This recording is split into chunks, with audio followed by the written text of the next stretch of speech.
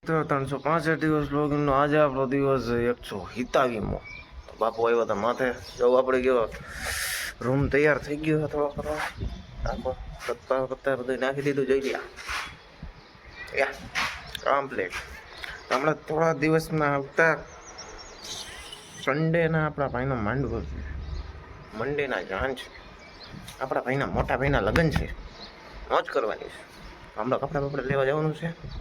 કાલાવડે હમણાં તો નીકળતું છે, તો મને કામ બામ કરી લઈ પછી નીકળી ભાઈ. પછી બાપુ આવી ગયા હતા નીચે, કારણ કે બાપુને અહીં કોઈ લઈ જ ન ગયું કાલાવડ.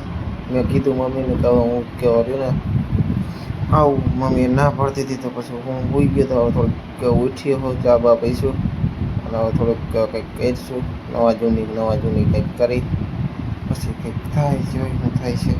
તો ભાઈ બાપુ આવી ગયા તાર ઉપર જઈ લ્યો ગામનો વ્યૂ. આપણા કેવો મસ્ત વેધર છે ભાઈ, ધૂધું વરસાદ દેવું પડે ભાઈ મસ્તનો વેધર કેવો મસ્ત છે ભાઈ. જો પ્લેન જઈએ એરોપ્લેન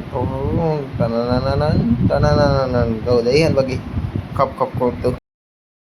ભાઈ બાપુ એવા હતા મેળી ઉપર જમી બમીને બેઠો હોઉં.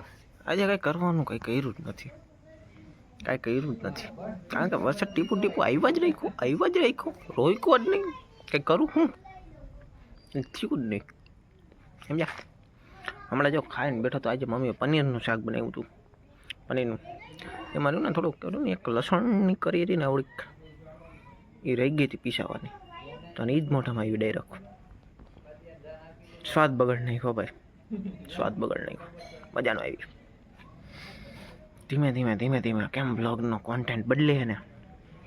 હમણાં એક વિડીયો શૂટ થઈ ગયો આપણો રોસ્ટિંગ, એ પણ આવ્યું છે જોરદાર, ફાડી નાખે એવો, મજા જ આવી છે બધાને.